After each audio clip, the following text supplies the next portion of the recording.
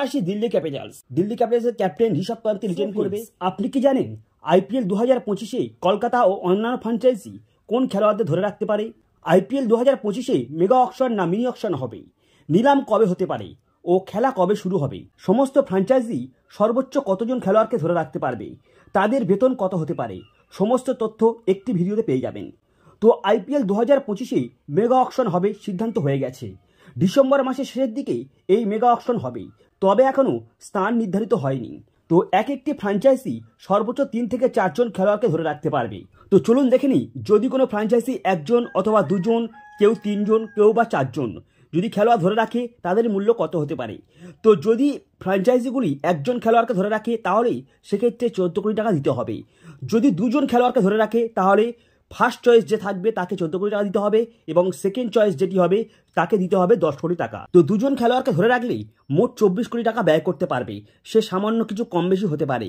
তো যদি কোনো ফ্র্যাঞ্চাইজি 3 জন খেলোয়াড়কে ধরে রাখে সেক্ষেত্রে প্রথম চয়েস যে খেলোয়াড় থাকবে তার বেতন হবে 15 কোটি টাকা, দ্বিতীয় চয়েস যেটি হবে তার বেতন হবে 11 কোটি টাকা এবং তৃতীয় চয়েস যে খেলোয়াড় থাকবে তার বেতন হবে 7 কোটি টাকা।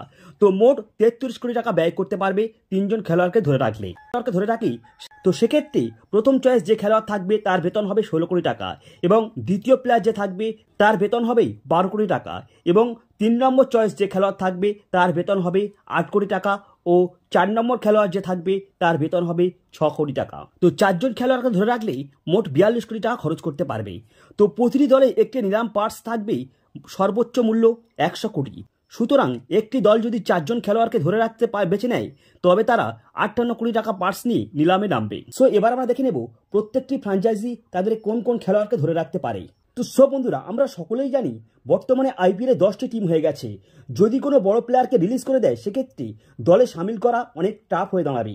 তো সেক্ষেত্রে প্রত্যেকটি ফ্র্যাঞ্চাইজি চাইবে 4 জনই খেলোয়াড়কে রিটেন করতে এবং বাকি খেলোয়াড়দের নিয়ম অনুযায়ী তাকে রিলিজ করতে হবে বাধ্যতামূলক, সেই কারণে তাদের ছেড়ে দিতে হবে। তো আরসিবি যে সমস্ত খেলোয়াড়কে রিটেন করতে পারে তারা হলেন নাম্বার 1 বিরাট কোহলি, মোহাম্মদ সিরাজ, বিদেশি খেলোয়াড়দের মধ্যে কামরান গ্রিন ও গ্লেন ম্যাক্সওয়েল। তো এবার আসি কলকাতা নাইট রাইডার্স।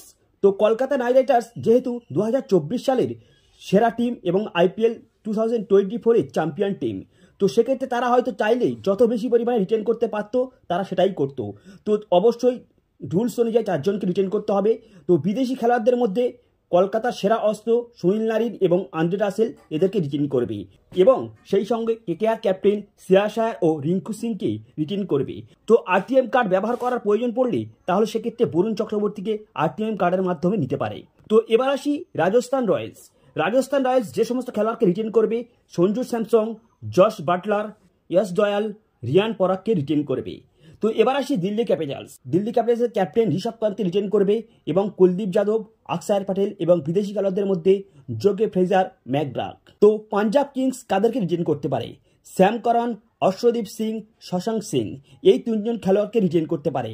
তো এবার আসি সানরাইজ হায়দ্রাবাদ।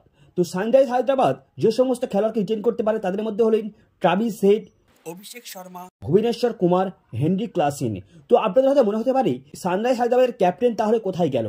তো আমি এটা বলে রাখি, কারণ আইপিএল 2025-এর মেগা অকশন হবে, সেক্ষেত্রে প্যাট কামিন্সের দামটা অনেকটা হাই হয়ে গেছে, ওই কারণে তাকে রিলিজ করে আবার পুনরায় তাকে দলে সামিল করার চেষ্টা করবেন ওর থেকে কম প্রাইসে।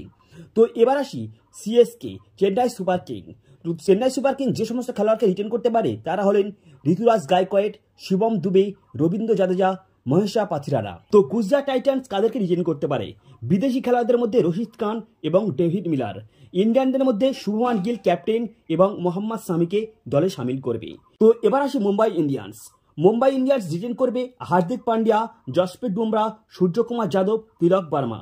হয়তো আপনাদের মনে হতে পারে রোহিত শর্মাকে রিটার্ন করবে না। তো অবশ্যই না, কারণ রোহিত শর্মা চাইবে না মুম্বাই ইন্ডিয়ান্সের হয়ে খেলতে, কারণ রোহিত শর্মা ক্যাপ্টেন্সি করতে চায়। ঠিক সেই কারণেই অন্য ফ্র্যাঞ্চাইজির ক্যাপ্টেন্সি করতে চাইবে রোহিত শর্মা। তো এবার আসি Lucknow super giant. Lucknow super giant written করবে কেএল রাহুল, বিদেশি খেলোয়াড়দের মধ্যে নিকোলাস পুরান, মার্কাস স্টোইনিস এবং মায়াঙ্ক যাদব। সো বন্ধুরা, এই হলো 10টি টিমের 4 জন করে রিটেন খেলোয়াড়ের লিস্ট। সো ভিডিওটি ভালো লাগলে অবশ্যই লাইক, কমেন্ট এবং আপনাদের মতামত পেশ করতে অবশ্যই কমেন্ট করবেন। সো চ্যানেলে প্রথম হয়ে থাকলে সাবস্ক্রাইব করে যাবেন। Good bye.